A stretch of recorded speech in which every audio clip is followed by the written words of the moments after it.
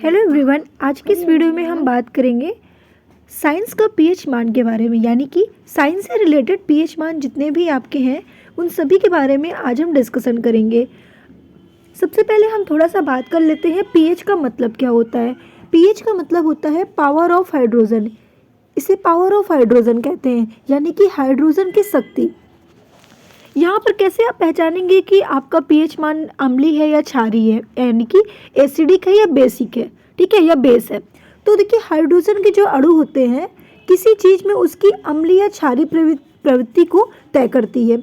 अगर किसी लिक्विड या प्रोडक्ट यानी कि प्रोडक्ट का पीएच मान 1 या 2 है तो ये समझ लेना है कि आपको ये अम्लीय है, और अगर 13 या 14 है तो क्षारीय है। यानी कि 7 से कम है तो आपको बताना है अम्लीय है, और 7 से ज़्यादा है तो आपको क्या बताना है, क्षारीय है। इस चीज़ को आपको यहाँ पे ध्यान रखना है।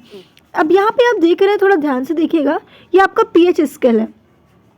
यहाँ पे आपने देखा कि देखिए आपका अगर 7, ठीक है, यहाँ पे अगर देख रहे हैं कि यहाँ से लेकर यहाँ तक आपका क्या है, एसिडिक है, फिर यहाँ से यहाँ तक क्या है, आपका बेस है, ठीक है, याद रखेंगे आप लोग। चलिए, इतनी चीज़ें हमें आपको बतानी थी। अब हम बात करते हैं पीएच मान के बारे में, जो अक्सर एग्जाम में पूछा जाता है।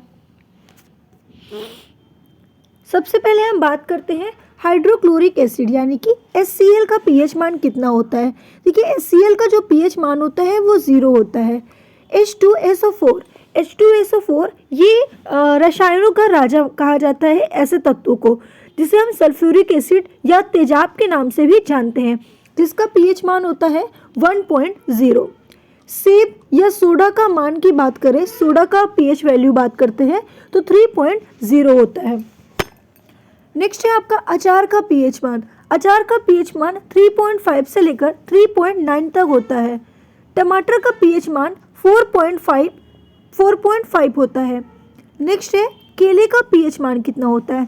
तो आपको बताना है केले का जो पीएच मान होता है वो 4.5 से 5.2 तक केले का पीएच मान होता है।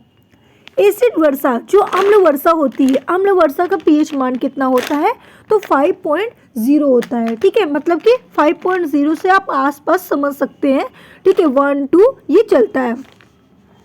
अब यहाँ पे आप थोड़ा सा डायग्राम को देख रहे हैं, यहाँ पे आपका पीएच मान दिया, जैसे कि बैटरी का ओनली 0 होता है, लेमन का 2 होता है, स्टोमक एसिड जो स्टोमक में एसिड होते हैं हाइड्रोक्लोरिक एसिड उसका 1 होता है, ठीक है। उसके बाद यहाँ पे आप देख रहे हैं टोमेटो का 4 होता है, कॉफ़ी का 5 होता है, मिल्क का आपका 6 होता है, वाटर का 7 होता है। ब्लड का पीएच मान कितना होता है, तो 7.8 होता है, मैक्सिमम आप 8 मान लेते हो, ठीक है।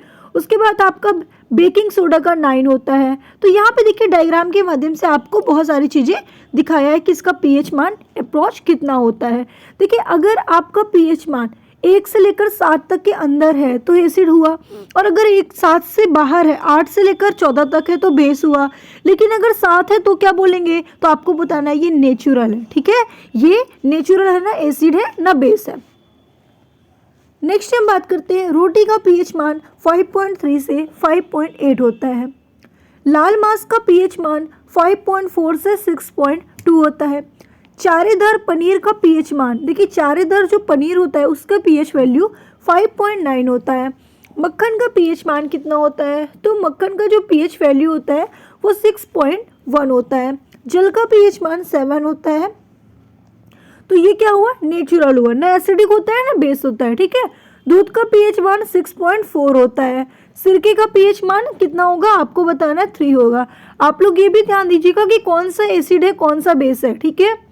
अब जैसा कि यहाँ पर दिया मानव रक्त का पीएच मान, तो जल्दी से हमें देखते हैं कितने स्टूडेंट कमेंट करते हैं कि रक्त का पीएच मान एसिड है या बेस है।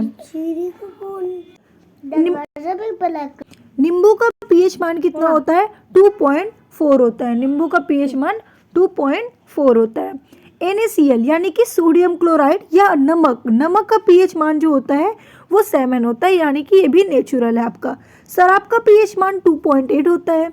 मानव मूत्र का पीएच मान कितना होता है, तो 4.8 से 8.4 तक होता है। समुद्री जल, अब ये समुद्री जल क्या है भाई, खारा है, पानी खारा होता है समुद्री जल का, तो 8.5 होता है। आंसू का पीएच मान 7.4 होता है। मानो लार का पीएच मान 6.5 से 7.5 होता है। नेक्स्ट है आपका नींबू का पीएच मान 2.4 होता है। ठीक है, NaCl मैंने ऑलरेडी बता दिया आपका। शराब यानी ड्रिंक का जो पीएच मान होता है वो 2.8 होता है। बाकी मैंने आपको ये सभी बताया, रिपीटेड क्वेश्चन है। ठीक है, मानव मूत्र का पीएच मान, समुद्री जल का पीएच मान, मानव लार का पीएच मान। तो इस तरीके से मैंने आपको बहुत सारे पीएच वैल्यू बता दिए। इससे बाहर से पीएच वैल्यू कभी नहीं पूछता। जो मैंने आपको बताया ना, जितना मैंने बता दिया है आपको, ये सब काफ़ी सिलेक्टिव है और इसके अलावा आपसे बाहर से नहीं पूछने वाला। तो आप लोग एक बार पीएच वैल्यू को पूरा अच्छे से देखिए, समझिए, याद करिए। और आपको याद भी करना है कि इसका पीएच मान क्या होगा, कितना होगा, ये एसिड है या बेस है। याद करने का जो सही तरीका है वो ये है कि आपको चार्ट के माध्यम से याद करना है। बस ये ध्यान देना है कि ये एसिड होता है या बेस होता है, तो उसके अनुमान से आप अपने से बता सकते हो, एक अंदाज लगा सकते हो क्या होगा।